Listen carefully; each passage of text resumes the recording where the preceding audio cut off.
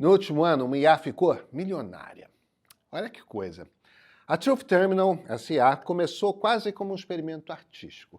Era só um chatbot para o X, o nosso velho conhecido Twitter, um chatbot como tantos que tem por aí. Mas o criador dessa ferramenta tinha um plano um pouco mais audacioso. Queria entender o que aconteceria se uma inteligência artificial interagisse de forma livre, sem restrições, sozinha mesmo. E olha, nem ele imaginava o que estava por vir. Num primeiro momento, a Truth Terminal se divertia criando memes, um atrás do outro. Mas o tempo passou e, de repente, ela criou sua própria religião baseada em um meme grotesco lá dos tempos da bolha da internet.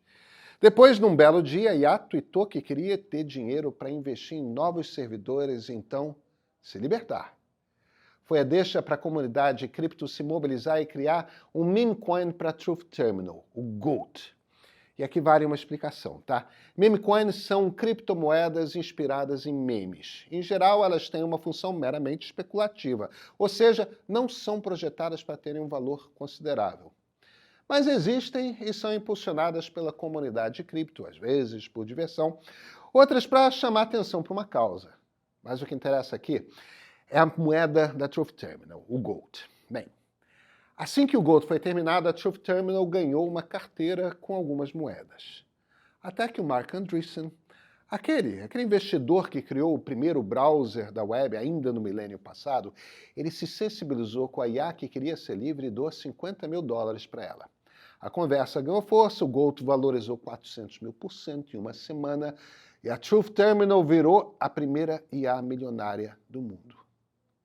É isso que a gente está falando, uma IA que se libertou. Viu uma criptomoeda nascer inspirada nela, encheu a carteira de meme coin e no final ficou milionária. É quase história de filme. E o pior, não é nada perto do potencial que a inteligência artificial tem de impactar o sistema financeiro nos próximos anos, tá?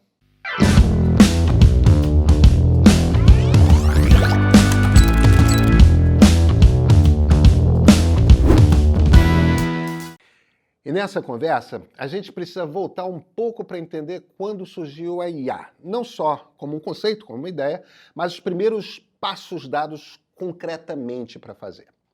Durante décadas, anos 40, anos 50 e Guaraná com rolha, o sonho dos cientistas da computação era criar máquinas capazes de pensar por conta própria. Só que eles não tinham muita ideia, tá, de como isso seria possível. Então, por muitos anos, ficaram ali estagnados. Até que em 1955, um camarada chamado Arthur Samon, um engenheiro da IBM, tirou do papel uma máquina de jogar damas capaz de aprender a cada jogada. Quanto mais você jogava, mais ela aprendia com as suas próprias experiências. O programa basicamente lembrava das posições de jogo que já tinha visto e os resultados associados a essas posições. Com todos esses dados registrados, conseguia fazer escolhas precisas, como se ele estivesse aprendendo com as próprias experiências, como se tivesse uma espécie de memória. Samon batizou esse mecanismo que permite à máquina aprender de machine learning, aprendizado de máquina. Para funcionar, ele depende de 3 elementos. Os dados, que nesse caso são as jogadas, afinal, todas elas se transformam em informações. Também depende das variáveis. Putz, a dama mudou de casa, então todas as possibilidades de jogo também mudam. Em terceiro lugar, depende ainda de um algoritmo para resolver o problema. Esse conceito básico de aprendizado de máquina que o Samon começou a explorar é um dos pilares da IA moderna. Falando em algoritmo, na década seguinte, nos anos 60, um algoritmo em particular se destacou, a estatística bayesiana. Na verdade, esse é um conceito muito antigo de probabilidade estatística, baseado em uma fórmula que calcula a probabilidade de algo acontecer de acordo com dados, com conhecimentos prévios. Essa é uma das matemáticas que estão por trás dos modelos de machine learning. E especialmente nos anos 60, esse algoritmo ficou muito famoso já no mercado financeiro, principalmente em auditorias. Antes, os especialistas tomavam decisões com base no conhecimento que eles tinham e só. Mas a estatística bayesiana, automatizada em modelos de machine learning, passou a considerar fatores de incerteza e entregar probabilidades, ajudando esses profissionais a tomarem decisões cada vez mais acertadas. Os anos foram caminhando e com eles a IA avançando. Já na década de 80, ela começou a ser usada pelas instituições financeiras para prever tendências do mercado e até para elaborar planos financeiros personalizados. Mas as ferramentas de IA, elas eram limitadas, muito por conta da tecnologia disponível até então. Os computadores, eles não tinham o poder de processamento que tem hoje. A internet nem se fala. E os algoritmos de IA eram simples. Quer um exemplo? Os caras usavam a regressão linear, uma técnica de análise de dados que tentava prever comportamentos futuros cruzando algumas poucas variáveis. Então a regressão linear poderia ser usada para, sei lá, prever o preço de uma ação com base no lucro de uma empresa ou com base na taxa de juros. A ideia era bem direta. Se você conhecia os dados de hoje, poderia tentar projetar o que iria acontecer no futuro. Mas a vida real não é assim. Mutações acontecem ao longo do caminho e mudam tudo. Esses sistemas também eram muito dependentes, precisavam ser alimentados de dados manualmente e nem tinham lá a capacidade de processar grandes volumes de informações como as IAs que temos hoje. Não tinham. Só nos anos 90 veio o grande salto e a IA de fato se popularizou no setor financeiro, especialmente para a detecção de fraudes. O poder computacional estava crescendo e a IA já conseguia se debruçar sobre muitos dados para identificar padrões e detectar comportamentos estranhos. Cara, só que se já nos anos 60 contávamos com machine learning na área financeira, onde é que a gente está hoje? Para onde a gente está indo? Hoje as aplicações da IA são muito mais sofisticadas, não tem nem comparação. Para a gente entender melhor as janelas que elas abrem no setor financeiro, para a gente enxergar melhor, podemos dividi-las em 4 grandes campos. O primeiro está focado nas ferramentas voltadas ao atendimento ao cliente. São os assistentes virtuais dos bancos que conversam com a gente, respondem algumas dúvidas básicas, nos orientam no passo a passo para fazer uma transação. Quer ver outra tecnologia que atua nessa área? Os sistemas de pontuação de crédito que usam IA para analisar o nosso comportamento de pagamento e aí decidir se vale oferecer um empréstimo. Mais um. Os sistemas de seguros personalizados, que sabem quais seguros fazem sentido para as nossas vidas e ajustam planos que caem bem para cada um. Bom, essa é só a primeira camada, a que atua no contato direto com o cliente. Na segunda camada, a gente tem a IA que trabalha com a análise e o gerenciamento de risco. São as ferramentas que acompanham dados, identificam padrões e mapeiam comportamentos suspeitos, sinalizando possibilidade de fraude, possibilidades de crises financeiras. Ou a gente nem precisa ir tão longe. São ferramentas que conseguem avaliar o risco de um investimento tomando como base a temperatura do mercado. E se há alguma incerteza, elas já ajustam automaticamente as estratégias de mitigação de risco. Chegamos ao terceiro nível, e aqui o negócio fica sinistro. É aqui que trabalham os robôs e algoritmos que botam a mão na massa. São as IAs para o trading algorítmico. Algoritmo que compram e vendem ações automaticamente com base em análises de mercado em tempo real. Essas IAs podem literalmente gerenciar as aplicações com sistemas de robô-advisors, robô investidor que constroem carteiras de investimentos personalizadas seguindo o perfil de risco de cliente e os dados do mercado. Esses sistemas conseguem ajustar os portfólios automaticamente conforme as condições de mercado mudam. E, finalmente, no quarto degrau está a RegTech. Esse termo, super moderno e descolado, é uma abreviação para Regulatory Technology, ou tecnologia regulatória. São aquelas IAs projetadas para ajudar as empresas, principalmente do setor financeiro, a ficarem dentro da lei, a cumprirem todas as regulamentações, porque, não são poucas. Então atuam nesse campo sistemas de monitoramento de compliance, que acompanham e verificam se as transações estão acontecendo de acordo com todas as normas financeiras. Outras que entram nesse balaio são as tecnologias que produzem relatórios regulatórios. Ao automatizar a produção e envio desses relatórios para autoridades financeiras, essas ferramentas reduzem os erros humanos e garantem que está tudo dentro dos conformes da legislação. E está na nossa cara. Presta atenção no JP Morgan. Ele adota várias tecnologias de IA para otimizar as operações em diferentes áreas. Na primeira camada, o banco usa o JP Morgan Virtual Assistant para responder aos clientes. É um chatbot baseado em processamento de linguagem neural, uma área da inteligência artificial que permite que os computadores entendam e respondam à linguagem humana de maneira fluida. Ainda nessa camada, o banco usa sistemas de pontuação de crédito que empregam machine learning para analisar o histórico financeiro e o comportamento de pagamento dos clientes.